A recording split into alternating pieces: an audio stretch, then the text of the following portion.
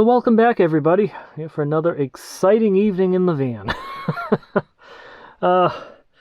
Supposed to be raining, so I packed everything up outside and got in, and then, well, it sprinkled a little. Couple rumbles of thunder and some sprinkles. Supposed to be raining right now, though. Anyway, I thought I'd take a few minutes to talk about some technology-related stuff here, particularly internet access. So as many of you know, I'm a self-employed IT consultant. I do a lot of small businesses around my hometown area where I offer IT support, things like that for them. And that means I have to pretty much stay on call all the time. And I need reasonable internet so I can do remote desktop and things like that. And I also like to travel in some off-the-beaten-path places. Right now, I'm kind of in the southern White Mountains right now at Russell Pond Campground in Lincoln Woodstock area. But still, I figure this would be a good opportunity to talk about how I connect to the internet. Now, I don't have the money for something like Starlink. I would love to have Starlink, believe me.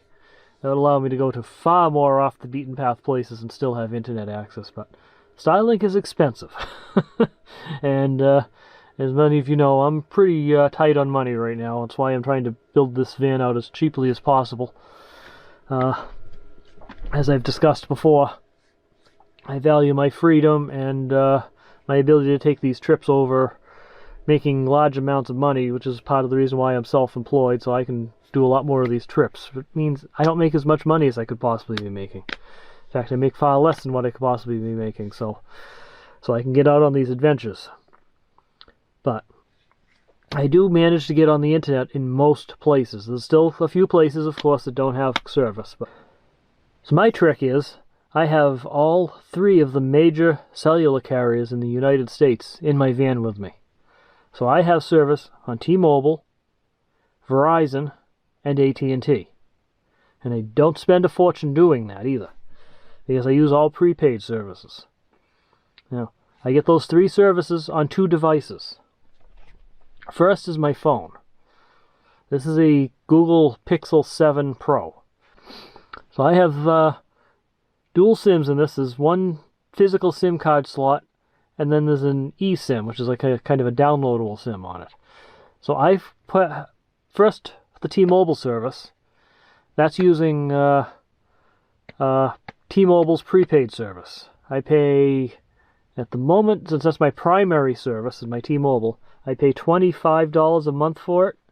I get 6 gigabytes of data and unlimited calling and texting on it. In the physical SIM slot, I have a Twigbee card, which runs on Verizon's network. Twigbee is kind of a backup service for this phone. So when T-Mobile doesn't work, I can fall over to Verizon, which is what I'm doing up here at the campground. I pay, well, it's the plan itself is $15 a month, but they do put some taxes and fees on top of that, so it comes up to closer to $20 a month for it. And for that, I get 2 gigabytes of service, not nearly as much as I get from T-Mobile. 2 gigabytes of data, but I also get unlimited data. 2 gigabytes at the full 4G speed or 5G speed, and then after I use up the 2 gigabytes, I get pretty much unlimited data at 3G speed. So if I unlock my phone, I'm up to the settings up here. Hold on. I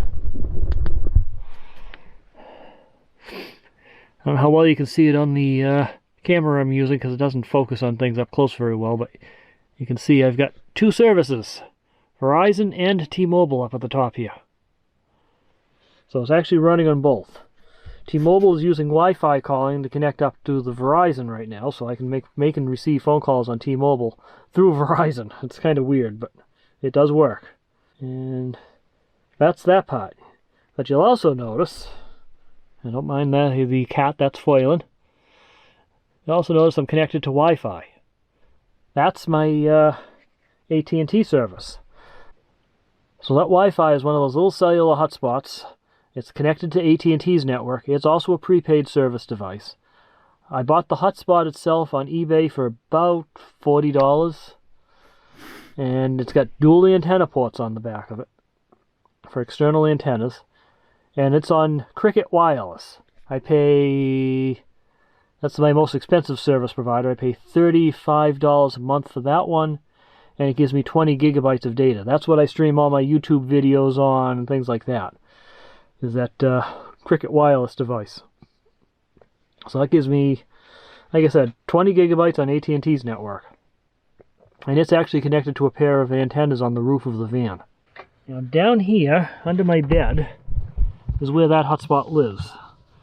See, it's just sitting down there. You got the two antenna ports here, and here, one over here. And you got power feeding it, because it's just plugged in all the time. I can tap the power button, link the screen up. So you got the two mag mount antennas up on the roof, and the wire feeds in through the window. That just goes down to where the hotspot is. And that's how I get my main internet when I'm out camping in weaker cell service areas, because this actually pulls signal in where cell phones can't. So it works pretty well in that regard. Now, eventually I'm planning on putting some bigger antennas up on the roof, and I'm working on a system to allow me to pass the wires directly through the roof there through a waterproof system, rather than through the window like I'm going through now, which is kind of cumbersome. And that will come down, and then I'll mount the hotspot itself up on the ceiling. I'm going to put a spot for it. And that will feed up into the antennas up there and keep the coax run to the antennas as absolutely as short as possible. The shorter the run, the less loss there is, and the less loss, the better the whole thing's going to work. So I want to try to keep the antenna run as short as possible. And I'll have the two antennas up on the roof, and we'll get the hotspot there. There'll be higher gain antennas than what I have now, and I should be able to go deeper into the fringe. And it works. It's not as good as having a Starlink would be, but it works. And for the most of the time, it does get me online. And like I said, if AT&T doesn't work, maybe Verizon or T-Mobile will. I've been places where T-Mobile's the only service that works, believe it or not. So you just never know. So that's how I get online. That's how I get out onto the internet when I'm out camping and stuff. So I figured I'd just give a quick little video here to show how I connect to the internet, because I figured somebody might be interested in seeing how that works. One of these days I might try getting myself a Wii Boost or something like that to see if that does any better. But the hotspot works. I can put this into Wi-Fi calling, so I can still make and receive phone calls even when I only have AT&T working. I added another, sorry about that, another router over here. You can see that through all the bright lights in front of you. That's currently just sitting in the window there and rebroadcasting my internet on a different device there, so I can get the signal a little further out into the campsite. Eventually I'm going to do the same thing with that. I'm going to mount that up on the ceiling and put two Wi-Fi antennas up on the roof of the van too, so I can get some pretty wide area coverage of Wi-Fi around my van when I'm even outside the van, which should extend my operations out to the campsite and things like that. So that'll be good too. I'm looking forward to getting that all set up. But that's a future project. But yeah, that's how I get online though. So it works out. It works pretty well too most of the time. So like I said, there's a few places where I get no service, but there's quite a few places where this system has gotten me online. I also have a booster antenna I can pull out. Let me see if I can reach any of it here. Let's see. I don't see it. It's probably down under the bed right now. But I got a tripod and a mat. Yeah, you probably can't even hear me over there. I have a tripod and a mast that I can set up with a directional antenna and a big run of coax I can run out to it. So if I'm deeper into the fringe, I can set that up, and I can sometimes pull signal in out from a little bit further distance. I've done that a few times too, and hook that up to the hotspot too. So that's another way of getting online. So anyway, if you got any questions about this setup, feel free to leave them below there. I'd love to hear your questions and suggestions on how I could improve this setup too, if you have any better ideas than what I'm thinking of. And in the meantime, thanks for watching. Remember, slow down and enjoy life. I'll talk to you guys later.